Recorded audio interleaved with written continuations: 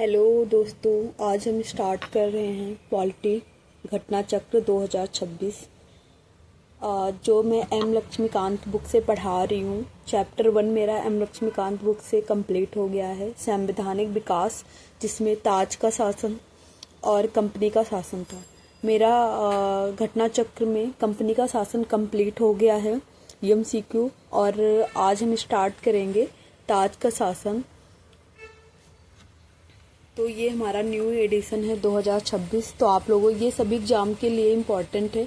1990 से जनवरी 2026 तक के प्रश्न पत्र इसमें शामिल है, यानी कि सारे क्वेश्चंस इसमें शामिल हैं। आप इसका रिवीजन करके कोई भी एग्जाम दे सकते हैं। मेरा हो गया था कंपनी के शासन हेतु पारित अधिनियम हो गया था। आज हम स्टार्ट करेंगे ब्रिटिश ताज के शासनाधीन पारित अधिनियम।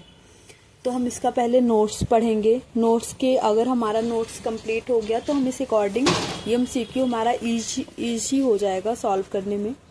तो हम पढ़ेंगे पहला हमारा जो है ब्रिटिश ताज के शासनाधीन पारित अधिनियम। कंपनी का शासन कंप्लीट हो गया है। ब्रिटिश संसद के भारत शासन अधिनियम 1858 के द्वारा भारत का शासन ब्रिटिश ताज के अधीन कर दिया गया। गवर्नर जनरल को अब भारत का वायसराय भी कहा जाने लगा। जो गवर्नर जनरल थे उनको हम क्या कहने लगे, भारत का वायसराय। 1858 के अधिनियम के द्वारा जो ब्रिटिश ताज का प्रत्यक्ष प्रतिनिधि बन गया, लॉर्ड कैनिंग भारत का प्रथम वायसराय बना। लॉर्ड कैनिंग जो है भारत का प्रथम वायसराय बना। और बंगाल का जो गवर्नर जनरल था वो कौन बना था, वारेन हेस्टिंग्स। इस अधिनियम द्वारा भारत के राज्य सचिव पद का सृजन किया गया। इस अधिनियम द्वारा भारत के राज्य सचिव पद का सृजन किया गया, जिसमें भारतीय प्रशासन पर संपूर्ण नियंत्रण की शक्ति निहित थी। इसकी सहायता के लिए 15 सदस्यीय परिषद के गठन का प्रावधान किया गया। अब हमारा नेक्स्ट है जो हमारा 1858 में है। गवर्नर जनरल को भारत का वायसराय कहा जाने लगा। लॉर्ड कैनिंग भारत का प्रथम वायसराय बना। भारत के राज सचिव पद का सृजन किया गया, जिसमें भारतीय प्रशासन पर संपूर्ण नियंत्रण की शक्ति निहित थी और इसकी सहायता के लिए 15 सदस्यीय परिषद के गठन का प्रावधान किया गया। भारत परिषद अधिनियम 1861। 1858 हो गया, अब 1861 में पढ़ेंगे क्या इसमें दिया हुआ है। भारत परिषद अधिनियम 1861 के द्वारा कानून बनाने की प्रक्रिया में भारतीय प्रतिनिधियों को शामिल करने की शुरुआत हुई। इस अधिनियम द्वारा मद्रास एवं बम्बई की प्रेसिडेंसियों को पुनः विधायी शक्तियां देकर विकेंद्रीकरण की प्रक्रिया शुरुआत की गई। यानी इस अधिनियम के द्वारा जो है मद्रास और बम्बई के प्रेसिडेंसियों की पुनः विधायी शक्तियां देकर विकेंद्रीकरण की प्रक्रिया की शुरुआत की गई। इसने वायसराय को आपातकाल में अध्यादेश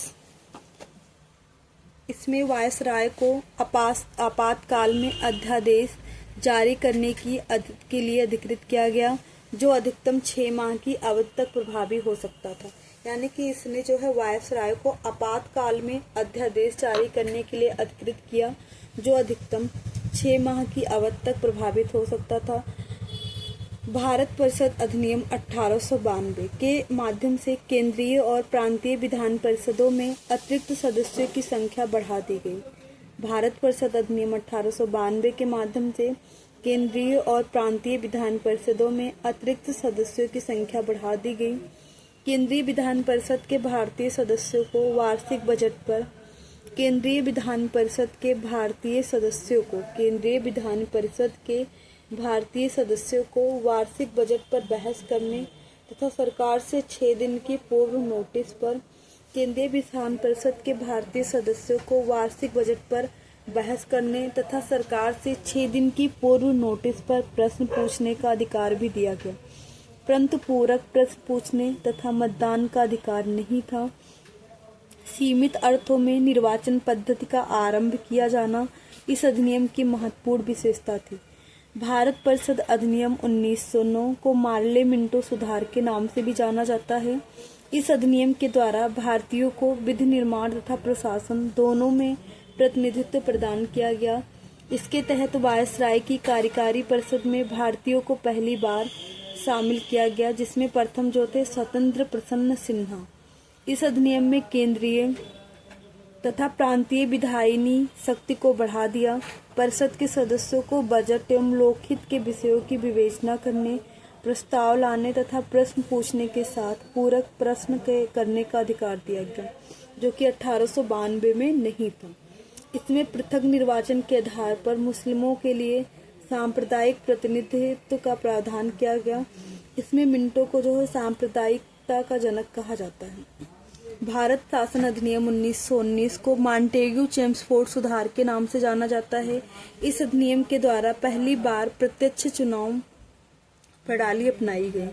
सांप्रदायिक आधार पर निर्वाचन प्रणाली का विस्तार करते हुए इसे सिखों, भारतीय ईसाइयों, आंग्ल भारतीयों तथा यूरोपियों के लिए भी लागू कर दिया गया। इस अधिनियम द्वारा पहली बार केंद्र में द्विसदनीय व्यवस्था स्थापित की गई। इस अधिनियम 1919 के द्वारा पहली बार केंद्र में द्विसदनीय व्यवस्था स्थापित की गई। इस अधिनियम के द्वारा सभी विषयों को केंद्र तथा प्रांतों में बांट दिया गया। द्विसदनीय केंद्रीय विधानमंडल समस्त ब्रिटिश भारत के लिए कानून बना सकती थी। इस अधिनियम के तहत प्रांतों में द्वैत शासन प्रणाली लागू की गई। प्रांतीय विषयों को दो भागों में आरक्षित तथा हस्तांतरित विषयों में बांटा गया। प्रांतीय विषय को दो भागों में आरक्षित तथा हस्तांतरित विषयों में बांटा गया। इस अधिनियम में पहली बार उत्तरदायी शासन शब्द का प्रयोग किया गया 1919 में। इसके अंतर्गत एक आयोग का गठन किया जाना था, जिसका कार्य 10 वर्ष बाद इस अधिनियम की समीक्षा करने के बाद अपनी रिपोर्ट प्रस्तुत करना था। अब हम पढ़ेंगे भारत शासन अधिनियम 1935, जो कि हमारा बहुत इम्पोर्टेंट है। इस अधिनियम के द्वारा भारत शासन अधिनियम 1935 द्वारा सर्वप्रथम भारत में संघात्मक सरकार की स्थापना का प्रावधान किया गया। हालांकि यह प्रस्तावित संघ और संघात्मक शासन व्यवस्था अस्तित्व में नहीं आई। इस अधिनियम के द्वारा प्रांतों में द्वैत शासन समाप्त किया गया, जबकि केंद्र में द्वैत शासन प्रणाली का प्रावधान किया गया। इस अधिनियम के द्वारा प्रांतों में द्वैत शासन समाप्त किया गया, जबकि केंद्र में द्वैत शासन प्रणाली का प्रावधान किया गया। यह केंद्रीय द्वैत शासन की व्यवस्था लागू नहीं हुई। सांप्रदायिक निर्वाचन प्रणाली का विस्तार करने के साथ दलित वर्गों, महिलाओं और श्रमिकों के लिए भी स्थान आरक्षित किए गए। इस अधिनियम के तहत वर्ष 1937 में संघीय न्यायालय की स्थापना की गई। इस अधिनियम के प्रावधानों के तहत बर्मा को ब्रिटिश भारत से अलग कर दिया। गवर्नमेंट ऑफ बर्मा एक्ट 1947 के द्वारा तथा दो नए प्रांतों सिंध और उड़ीसा का निर्माण हुआ। इसके तहत कुछ प्रांतों में द्विसदनात्मक व्यवस्था की गई। भारत में मुद्रा और साख पर नियंत्रण के लिए भारतीय रिजर्व बैंक की स्थापना 1 अप्रैल 1935 को भारतीय रिजर्व बैंक अधिनियम 1934 के तहत की गई थी। स्वतंत्रता अधिनियम 1947 भारतीय स्वतंत्रता अधिनियम 1947 ने 15 अगस्त 1947 को भारत और पाकिस्तान नामक दो स्वतंत्र डोमिनियन स्वतंत्र एवं संप्रभु राष्ट्र की स्थापना की गई। इसने वायसराय का पद समाप्त कर दोनों नवसृजित स्वतंत्र डोमिनियन राज्यों भारत और पाकिस्तान में गवर्नर जनरल का पद सृजित किया। इसके अंतर्गत ब्रिटिश शाही उपाधि से भारत का सम्राट शब्द समाप्त कर दिया। अब हम कुछ प्रश्न देखेंगे जो हमने अभी तक पढ़ा है नोट्स, उसके अकॉर्डिंग हम प्रश्न देखेंगे। पहला क्वेश्चन हमारा है, भारतीय परिषद अधिनियम 1861 के संबंध में निम्न कथनों को पढ़कर सही विकल्प चुनें। भारतीय परिषद अधिनियम 1861 के संबंध में, इस अधिनियम के फलस्वरूप गवर्नर जनरल की कार्यपालिका परिषद में कुल सदस्यों की संख्या 7 हो गई। विधि निर्माण के लिए अतिरिक्त सदस्यों की संख्या कम से कम 6 और अधिक से अधिक 12 कर दी गई। प्रांतीय और केंद्रीय विषयों में किसी तरह का भेदभाव नहीं रखा गया। ऑप्शन ए फर्स्ट, सेकंड और थर्ड, ऑप्शन बी सेकंड और थर्ड, ऑप्शन सी फर्स्ट और थर्ड, ऑप्शन डी केवल फर्स्ट। तो इसका जो आंसर है बी, सेकंड और थर्ड हमारा सही है।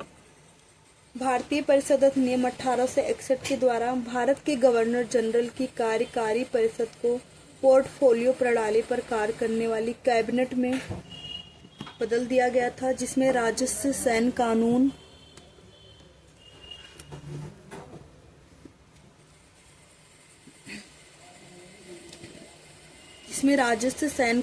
वित्त और गृह विभागों के प्रमुख के रूप में 5 सदस्य शामिल थे। जिसमें राजस्व, सैन्य कानून, वित्त और गृह विभागों के प्रमुख के रूप में 5 सदस्य शामिल थे। 1874 ईस्वी में इसमें छठा सदस्य लोक निर्माण विभाग हेतु जुड़ा। इस अधिनियम के द्वारा विधायी कार्य के लिए अतिरिक्त सदस्यों की संख्या न्यूनतम 6 और अधिकतम 12 कर दी गई थी, जिन्हें गवर्नर जनरल द्वारा 2 वर्ष की अवधि हेतु नामित किया जाता था।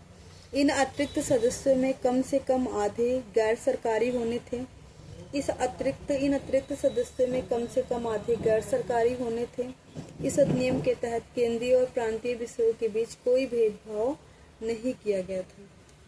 तो इसलिए हमारा ऑप्शन 2 और थर्ड सही है।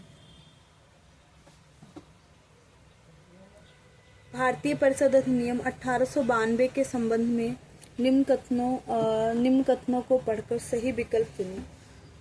इसे 20 जून 1892 को लागू किया गया। कुल 24 सदस्यों में से गैर सरकारी सदस्यों की संख्या 5 थी।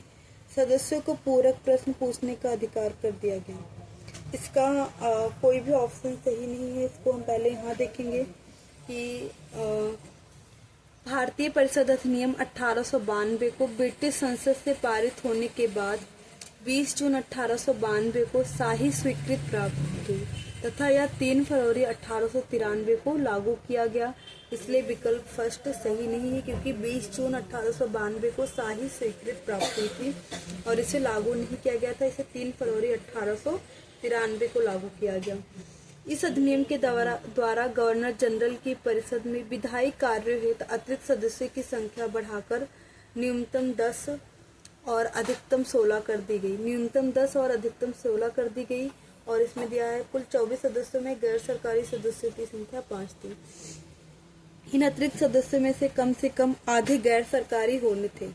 तत्संबंधी विनियमों के तहत इन अतिरिक्त सदस्यों में 6 सरकारी सदस्यों और 10 गैर सरकारी सदस्यों की व्यवस्था की गई। उल्लेखनीय है कि इन गैर सरकारी सदस्यों में भारतीय और यूरोपीय दोनों जो क्राउन की सैन्य या नागरिक सेवा में न हो शामिल थे। इस प्रकार कथन 2 सही नहीं है।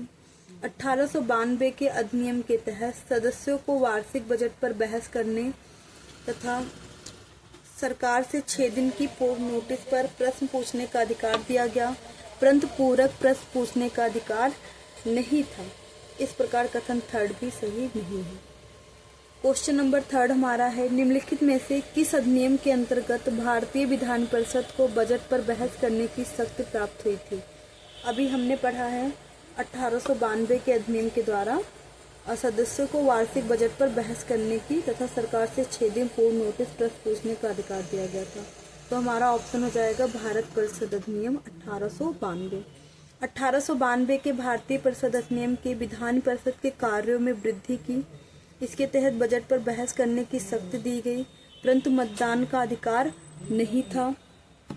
अधिनियम के तहत 6 दिन की पूर्व नोटिस पर कार्यपालिका से प्रश्न पूछने की अनुमति दी गई, परंतु पूरक प्रश्न पूछने का अधिकार नहीं था। प्रश्न पूछने की अनुमति तो दे दी गई, लेकिन पूरक प्रश्न पूछने की अधिकार नहीं था।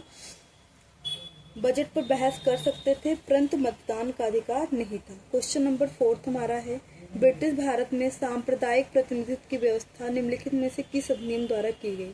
सांप्रदायिक प्रतिनिधित्व की व्यवस्था किस अधिनियम के द्वारा की गई। तो हम पढ़े थे 1909, जिसे मार्ले मिंटो सुधार कहा जाता था। इस अधिनियम के द्वारा सांप्रदायिक प्रतिनिधित्व की व्यवस्था की गई थी। मार्ले को भारत का सचिव और मिंटो को भारत का वायसराय कहा जाता था। भारतीय परिषद अधिनियम 1909 मार्ले मिंटो सुधार 1909 द्वारा ब्रिटिश भारत में सर्वप्रथम सांप्रदायिक प्रतिनिधित्व की व्यवस्था की गई, जिसके अंतर्गत मुसलमानों के लिए पृथक निर्वाचन मंडल का प्रावधान किया गया और इसके जो मतदाता थे सिर्फ मुस्लिम मतदाता थे। 1909 का अधिनियम संबंधित है पृथक मताधिकार क्षेत्र लागू करने से, विकेंद्रीकरण से, द्वैत शासन से, विधान परिषद से। तो इसमें पृथक मताधिकार क्षेत्र के लागू करने से ऑप्शन ए सही है, क्योंकि इसमें हमने पढ़ लिया कि इसमें पृथक निर्वाचन जो है पृथक मताधिकार क्षेत्र लागू किया गया था। क्वेश्चन नंबर 6 हमारा है 1909 के भारत शासन अधिनियम की निम्नलिखित में से कौन सी प्रमुख विशेषताएं हैं? प्रांतों की कार्यकारिणी सरकार में द्वैत शासन की व्यवस्था, मुसलमानों के लिए पृथक सांप्रदायिक निर्वाचन मंडल की व्यवस्था, केंद्र द्वारा प्रांतों को विधायनी शक्ति का हस्तांतरण। हमें ऑप्शन 2 जो है हमने 1909 में देखा था इसका ऑप्शन सी सही है। 1 और 3 2 गलत है, 1 और 2, 3 मेरा सही है। भारत शासन अधिनियम 1909 ब्रिटिश संसद के द्वारा पारित अधिनियम था, जिसका उद्देश्य भारतीय शासन में भारतीयों की भागीदारी को बढ़ाना। इस अधिनियम को भारत सचिव एडविन मॉन्टेग्यू व वायसराय लॉर्ड चेम्सफोर्ड के कार्यकाल में पारित किया गया। इस अधिनियम के द्वारा राज्यों में द्वैत शासन की स्थापना की गई, जिसके तहत प्रत्येक राज्य में राज्य के प्रशासनिक विषयों को 2 श्रेणियों में बांटा गया, आरक्षित एवं हस्तांतरित।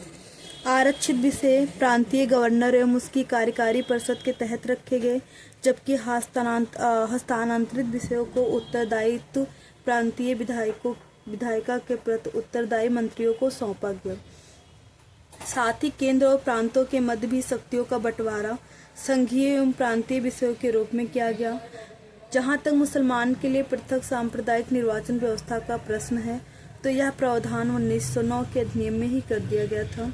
1919 के अधिनियम में यह व्यवस्था न केवल जारी रही, बल्कि इसे सिखों, यूरोपियों, भारतीय ईसाइयों एवं एंग्लो इंडियन के लिए भी विस्तारित किया गया। क्वेश्चन नंबर 7 हमारा है भारतीय इतिहास के संबंध में द्वैत शासन सिद्धांत किसे निर्दिष्ट करता है? केंद्रीय विधानमंडल का 2 सदनों में विभाजन, 2 सरकार अर्थात केंद्रीय और राज्य सरकारों के शुरू किया जाना, 2 शासक समुच्चय, एक लंदन में और दूसरा दिल्ली में होना, प्रांतों में प्रत्याशित विषयों को 2 प्रवर्गों में विभाजन करना। यानी कि द्वैत शासन का मतलब था कि प्रांतों में प्रत्याशित विषयों को 2 प्रवर्गों में विभाजन करना। ये IAS प्री का क्वेश्चन है, 2007 में आया हुआ है। क्वेश्चन नंबर हमारा 8 है भारत सरकार अधिनियम 1919 में प्रांतीय सरकार के कार्य आरक्षित और हस्तांतरित विषयों के अंतर्गत बांटे गए थे। निम्नलिखित में से कौन से आरक्षित विषय माने गए? ये भी IAS प्री 2022 का है। तो इसका क्वेश्चन नंबर हमारा है 1, 3 और 4। न्याय प्रशासन, भू राजस्व और पुलिस जो था हमारा आरक्षित विषय माने गए थे। इसकी व्याख्या हम देखेंगे। भारत सरकार अधिनियम 1909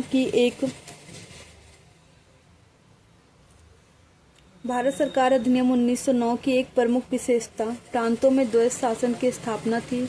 इस प्रणाली के तहत प्रांतीय सरकार के कार्यों को 2 भागों में बांटा गया, आरक्षित तथा हस्तांतरित या अंतरित में विभक्त किया गया। आरक्षित विषयों के अंतर्गत न्याय प्रशासन, भू राजस्व, वित्त, पुलिस, सिंचाई आदि को रखा गया, जबकि हस्तांतरित विषयों के तहत स्थानीय स्वशासन, शिक्षा, स्वास्थ्य, कृषि आदि को रखा गया। स्थानीय स्वशासन, शिक्षा, स्वास्थ्य, कृषि को रखा गया। आरक्षित विषय प्रांतीय गवर्नर एवं उसकी कार्यकारी परिषद के तहत रखे गए, जबकि हस्तांतरित विषयों को उत्तरदायित्व प्रांतीय विधायिका के प्रति उत्तरदायी मंत्रियों को सौंपा गया। किस अधिनियम ने प्रांतों में द्वैत शासन प्रणाली की स्थापना की?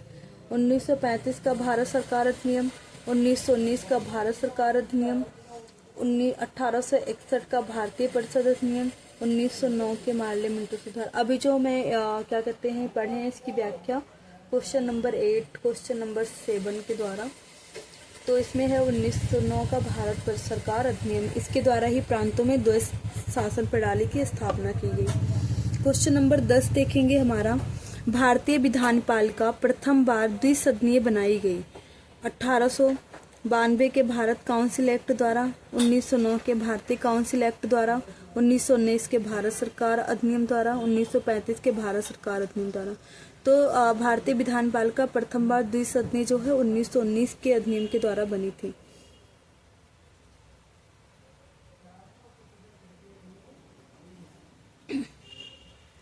इसका ऑप्शन सी है। 1919 के भारत सरकार अधिनियम द्वारा केंद्र में द्विसदनीय विधानपालिका की स्थापना की गई। ऊपरी सदन राज्य परिषद जो है अवधि इसकी जो प्रथम बैठक से 5 वर्ष अवधि इसकी जो थी प्रथम बैठक से 5 वर्ष जो राज्य परिषद था कहलाता था, तथा इस अधिनियम की धारा 18 के तहत इसके 60 सदस्यों में से अधिकतम 20 सदस्य सरकारी हो सकते थे, यानी कि इसके अधिकतम 60 सदस्य, इसमें से जो 20 सदस्य हुए सरकारी हो सकते थे। निचला सदन केंद्रीय विधानसभा जिसकी अवधि जो थी प्रथम बैठक से 3 वर्ष, और जो क्या कहते हैं राज्य परिषद था उसकी प्रथम बैठक से 5 वर्ष, तथा भारत सरकार अधिनियम 1919 की धारा 19 के तहत इसमें मूलतः 140 सदस्यों का प्रावधान था। उसमें 18 के अंतर्गत धारा 18 के अंतर्गत 60 सदस्यों का प्रावधान था, जिसमें अधिकतम 20 सदस्य सरकारी हो सकते थे, और केंद्रीय परिषद में 140 सदस्यों का प्रावधान था, जिसमें से 100 निर्वाचित तथा 40 मनोनीत, जिसमें से अधिकतम 26 सरकारी होने थे। ज्ञातव्य है कि 1909 के अधिनियम के क्रियान्वयन हेतु बने नियमों के तहत राज्य परिषद के 60 सदस्यों में से 33 के निर्वाचित तथा शेष 27 के मनोनीत होने का प्रावधान किया गया था। 60 सदस्यों में से 33 के निर्वाचित और 27 के मनोनीत, और 140 में से 100 निर्वाचित और 40 मनोनीत। जबकि केंद्रीय विधान परिषद के सदस्यों की संख्या बढ़ाकर पहले 143 किया गया, जिसमें से 102 निर्वाचित तथा 41 मनोनीत, तथा फिर 145 104 निर्वाचित प्लस 41 मनोनीत कर दी गई। उल्लेखनीय है कि दोनों सदनों में मनोनीत सदस्यों में से एक बार से निर्वाचित होने वाले सदस्य भी होते थे, जिन्हें गवर्नर जनरल मनोनीत करता था। बरार से मनोनीत होने वाले सदस्य के निर्वाचित होने के कारण अनेक उल्लेखों में उसे निर्वाचित सदस्यों की संख्या में शामिल कर दिया गया।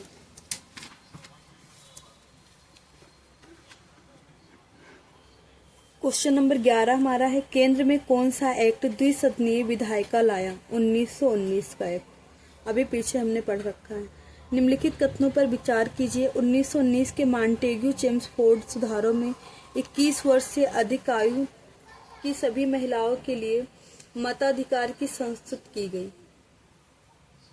ऐसा कुछ नहीं कहा गया था। 1935 के गवर्नमेंट ऑफ इंडिया एक्ट में विधानमंडल में महिलाओं के लिए आरक्षित स्थानों का प्रावधान किया गया था। ये सही है, यानी कि ऑप्शन बी सही है हमारा, केवल 2।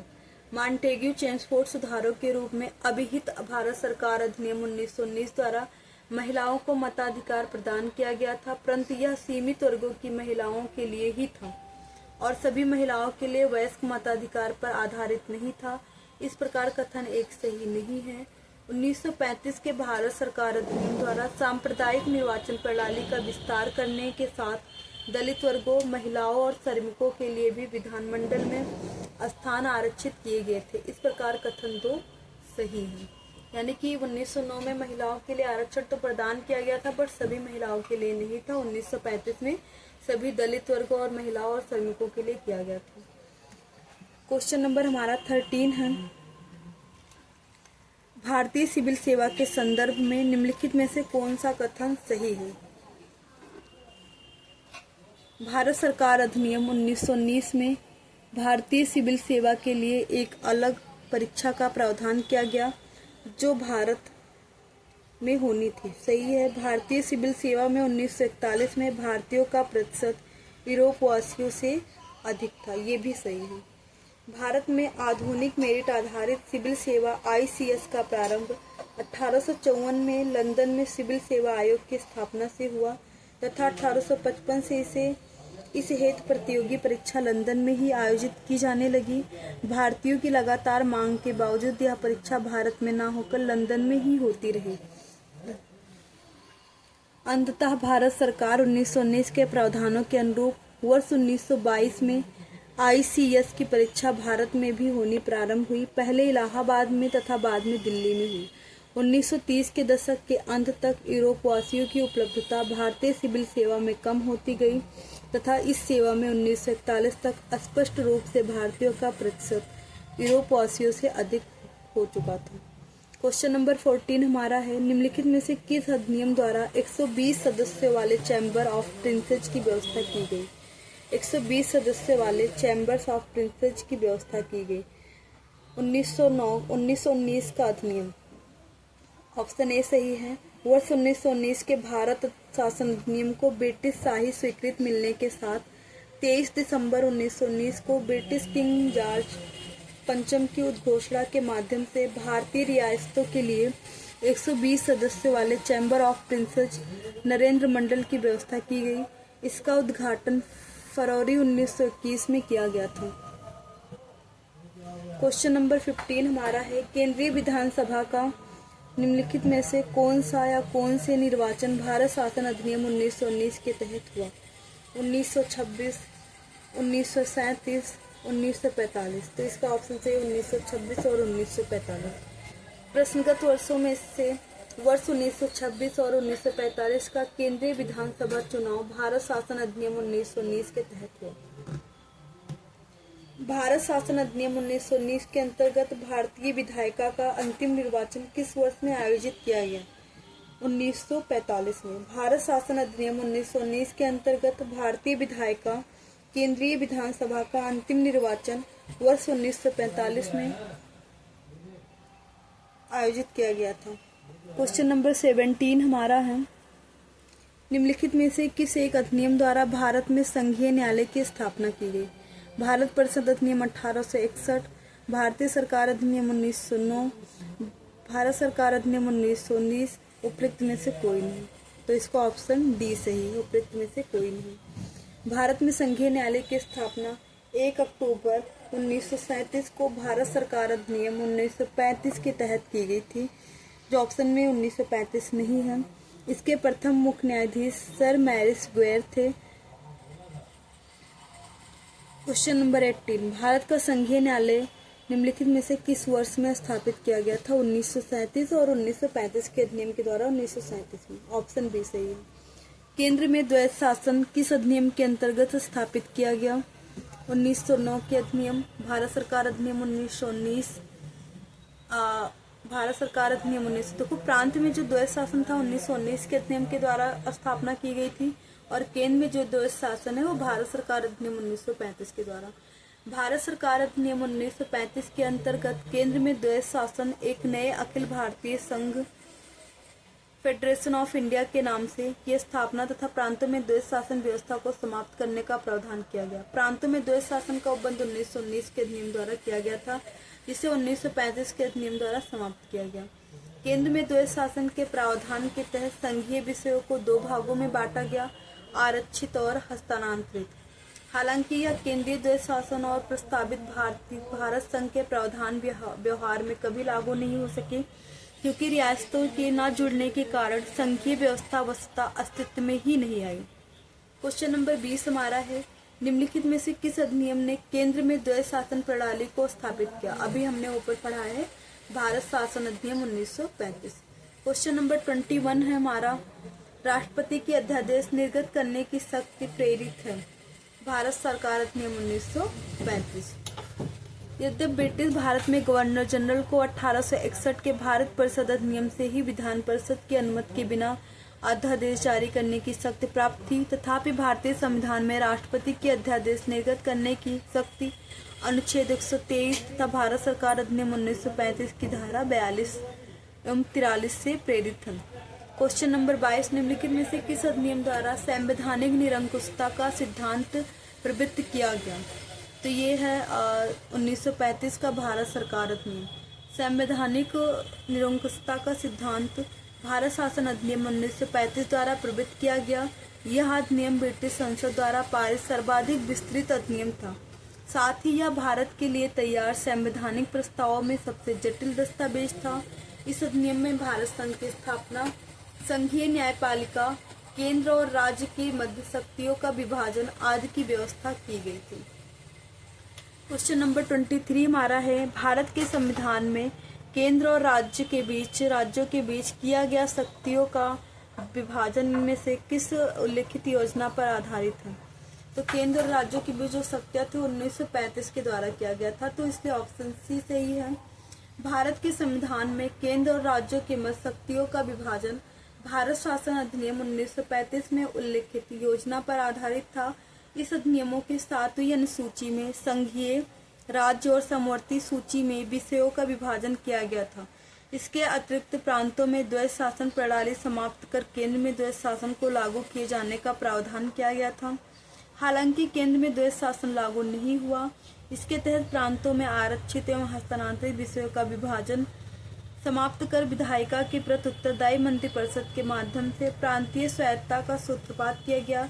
इसमें एक अखिल भारतीय संघ भारत संघ फेडरेशन ऑफ इंडिया के नाम से स्थापित करने का प्रावधान शामिल किया गया। इस भारत संघ का निर्माण तत्कालीन ब्रिटिश भारत के प्रांतों, चीफ कमिश्नर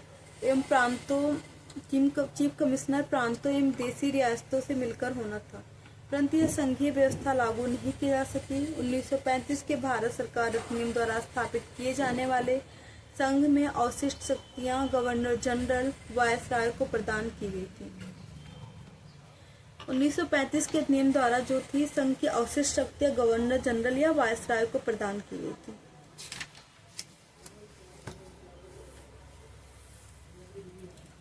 क्वेश्चन नंबर 24 है, निम्नलिखित में से एक भारत सरकार अधिनियम 1935 की मुख्य विशेषताओं में से नहीं थी, इसमें से कौन सा है ये? इस अधिनियम में अखिल भारतीय महासंघ का प्रावधान किया गया था, ये भी सही है।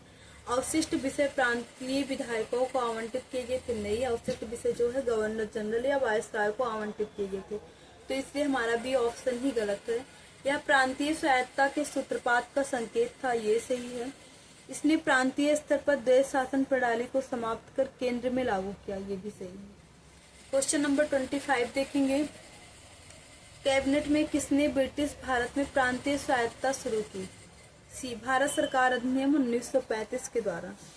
निम्नलिखित में किसने ब्रिटिश भारत में प्रांतीय स्वायत्तता शुरुआत की?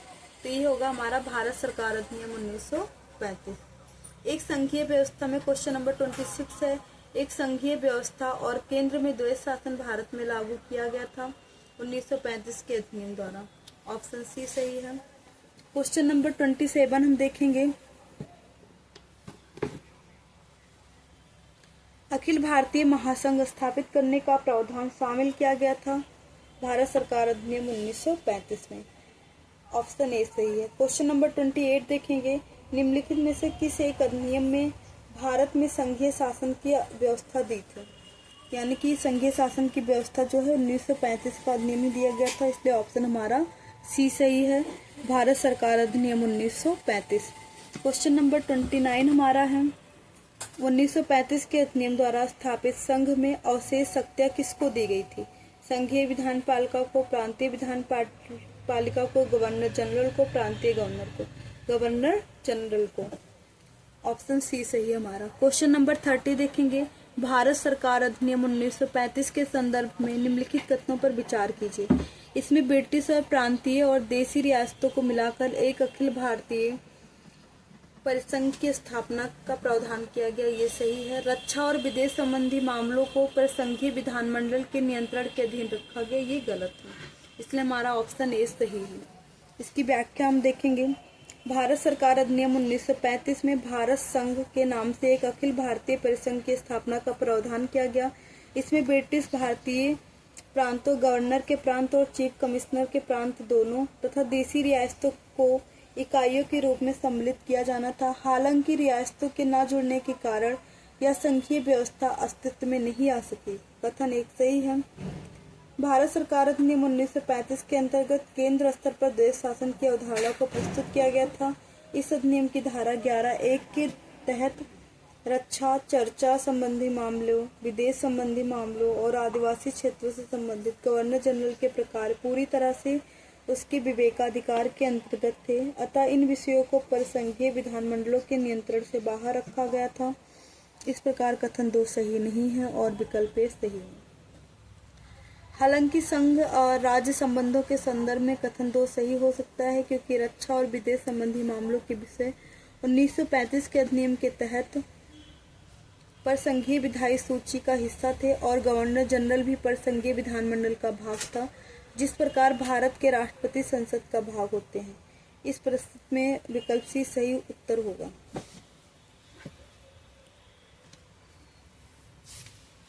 क्वेश्चन नंबर 31 हमारा है, भारत शासन अधिनियम 1935 के तहत प्रस्तावित संघीय प्रणाली थी अखिल भारतीय संघ, भारत संघ, और संयुक्त संघ, भारतीय परिसंघ, तो होगा भारत संघ, फेडरेशन ऑफ इंडिया। भारत शासन अधिनियम 1935 के तहत प्रस्तावित संघीय प्रणाली भारत संघ, फेडरेशन ऑफ इंडिया थी, जिसका निर्माण तत्कालीन ब्रिटिश भारत के प्रांतों, चीफ कमिश्नर प्रांतों और देशी रियासतों से मिलाकर होना था।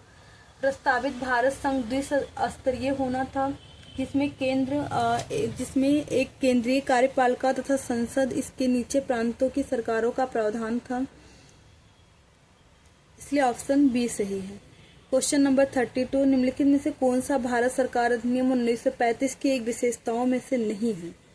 गवर्नर जनरल के कार्यकारिणी परिषद का पुनर्गठन, प्रांतीय स्वायत्तता, 1935 के अधिनियम का मूल्यांकन, भारत के संघ का प्रस्ताव। तो ये हमारा ऑप्शन सी सही होगा। भारत सरकार अधिनियम 1935 के विषयों में भारत के संघ का प्रस्ताव, गवर्नर जनरल की कार्यकारिणी परिषद का गठन तथा प्रांतीय स्वायत्तता शामिल थे, परंतु इस अधिनियम के मूल्यांकन का प्रावधान इससे नहीं था। इस अधिनियम में संघीय न्यायालय की स्थापना, केंद्र और प्रांतों में शक्तियों का विभाजन, द्विसदनीय केंद्रीय विधानमंडल, प्रांतों में द्वैध शासन की समाप्ति और केंद्र में द्वैध शासन आदि के प्रावधान भी किए गए थे। हालांकि इस अधिनियम के संघीय भाग के लागू न होने से इसके संघात्मक सरकार एवं केंद्र में द्वैध शासन जैसे प्रावधान अस्तित्व में नहीं आ सके। भारत का वर्तमान संवैधानिक ढांचा काफी हद तक 1935 के भारत सरकार अधिनियम पर आधारित है।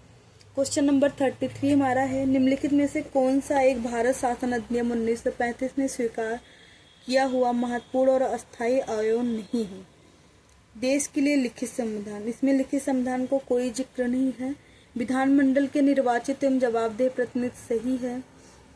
एक संघ की योजना पर विचार सही है। विधानमंडल के लिए सरकारी सदस्यों का समवाचित किया जाना सही है। भारत सरकार अधिनियम 1935 में देश के लिए लिखित संविधान का उल्लेख नहीं था। भारत के लिए भारतीयों की सभा द्वारा लिखित संविधान का सर्वप्रथम उल्लेख क्रिप्स मिशन द्वारा किया गया था। अन्य तीनों विकल्प भारत शासन अधिनियम 1935 में समाहित थे। 1935 का गवर्नमेंट ऑफ इंडिया एक्ट क्यों महत्वपूर्ण है? यह भारतीय संविधान का प्रमुख स्रोत है। इसके द्वारा भारत को स्वतंत्रता मिली। इसमें भारत विभाजन उल्लिखित है। इसके द्वारा रियासतें समाप्त हुई।